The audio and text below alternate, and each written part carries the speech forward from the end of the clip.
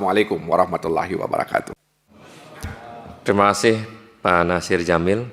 Sebelum ke teman yang lain, selamat datang buat Pak Irjen Pol Purnawirawan Mahfud Arifin.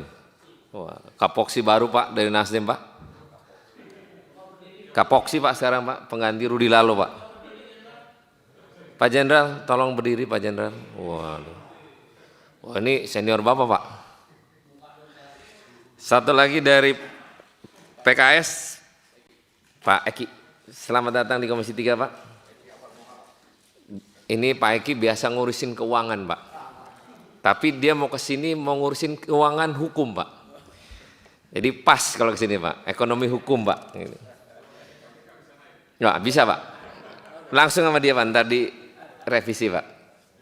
Tapi sebelumnya, sebelum teman-teman yang mau, Pak Abu nggak mau ngomong? Oh ngomong. Tunggu ya. Sebelumnya terima kasih pimpinan atas penjelasannya.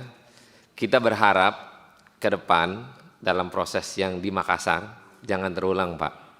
Kalaupun mau tangkap misalnya Bapak berkomunikasi dengan pimpinan partai, kita anterin itu orang Pak ke Bapak. Jadi lebih enak. Hubungan kelembagaannya ada, kalaupun dia terpidana dalam konversi pers terakhir aja saya katakan Pak. Kalau di mana yang bersangkutan dalam proses penyelidikan tindak pidana, silakan kerjakan. Jadi kita nggak melindungi Pak. Pasti kita akan dukung penegakan hukum yang Bapak lakukan. Silakan Pak Ketua mau ngomong, silakan. Baik, terima kasih pimpinan. Kami merespon yang pertama tadi dari Puang Rudianto lalu.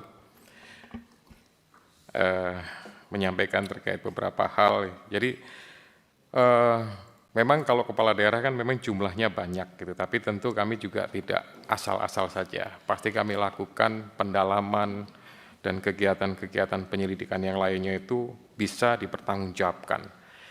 Kami tetap memperdomani pasal 5 bagaimana diatur dalam Undang-Undang 19 2019 di mana menyangkut masalah kepastian, kemudian proporsionalitas, kemudian juga masalah keterbukaan, akuntabilitas, dan juga kepentingan umum. Ini selalu kami pegang. Di sisi lain, segala tindakan kami dievaluasi dan harus dipertanggungjawabkan juga kepada Dewas. Nah, memang permasalahannya bahwa apakah kemudian pencegahan ini sudah kami lakukan? Sudah. Jadi di KPK itu ada 3 kedeputian yang sebenarnya melaksanakan kegiatan pencegahan. Yang pertama adalah Kedeputian Pencegahan dan Monitoring, kemudian ada Korsup. Nah, Korsup itu membidangi atau melakukan kegiatannya di pemerintah daerah, provinsi, kabupaten, kota. Ada 8 fokus area yang selalu menjadi perhatian, bahkan selalu diskor, ada nilainya, antara lain kegiatan perencanaan, kemudian pengadaan barang jasa, kemudian masalah pajak, mutasi jabatan, aset daerah, juga urusan-urusan pengawasan terhadap APIP. Nah, ini kami selalu lakukan.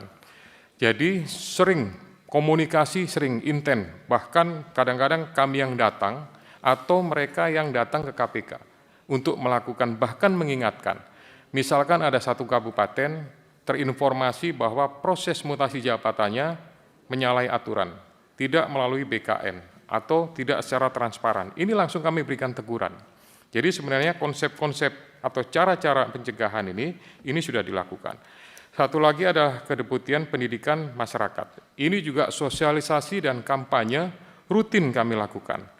Nah, tapi sisi lain, karena pencegahannya sudah dilakukan, maka pencegahan yang paling efektif adalah penindakan. Sayangnya seperti itu. Mau tidak mau karena sudah disampaikan, sudah diingatkan, sudah mungkin bahkan disampaikan hal-hal yang sifatnya temuan, informasi dari masyarakat, seringkali mungkin tidak diindahkan, akhirnya yang terjadi adalah kegiatan penindakan.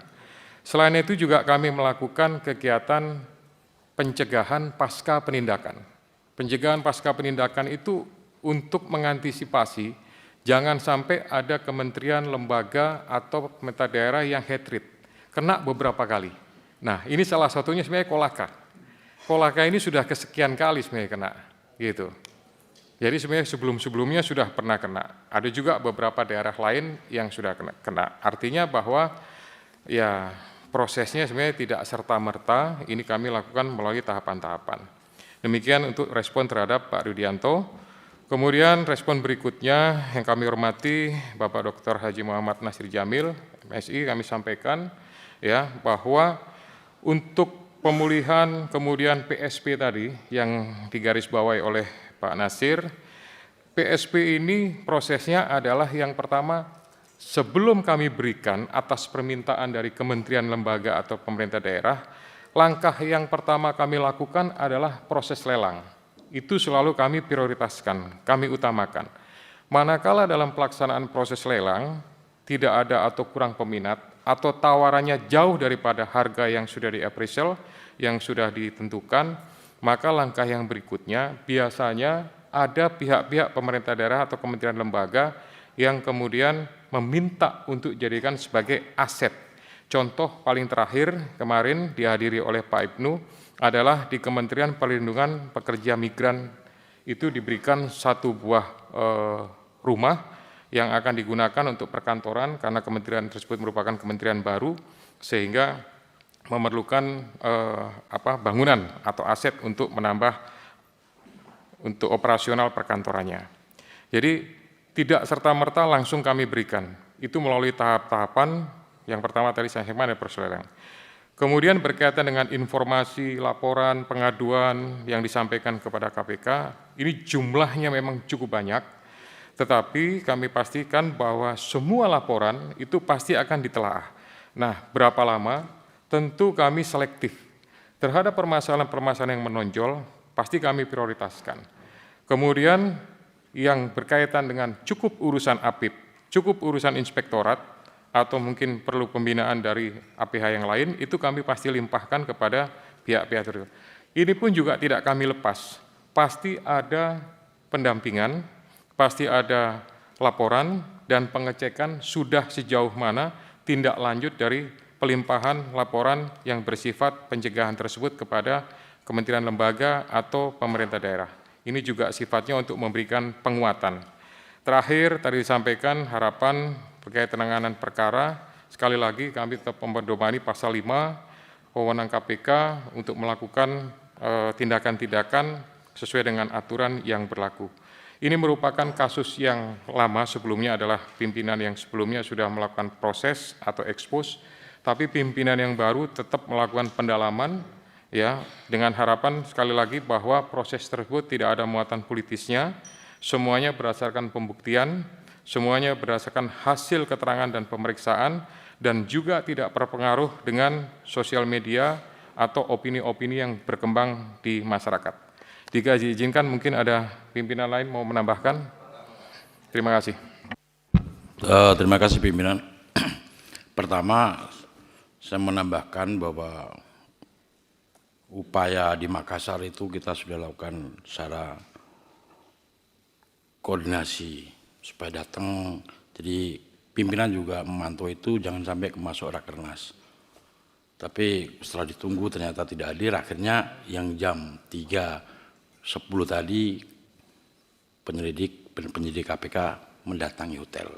Tapi upaya pendekatan di awal sudah dilakukan.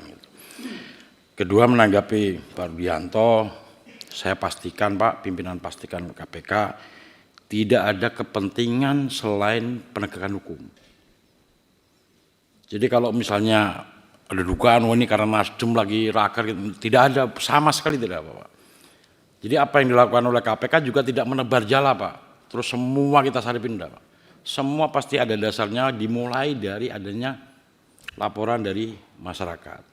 Dan itu pun tidak langsung menyebut, oh ini bupati, enggak. Jadi ada proses pengadaan yang diduga ada pengondisian dan ada suap di sana.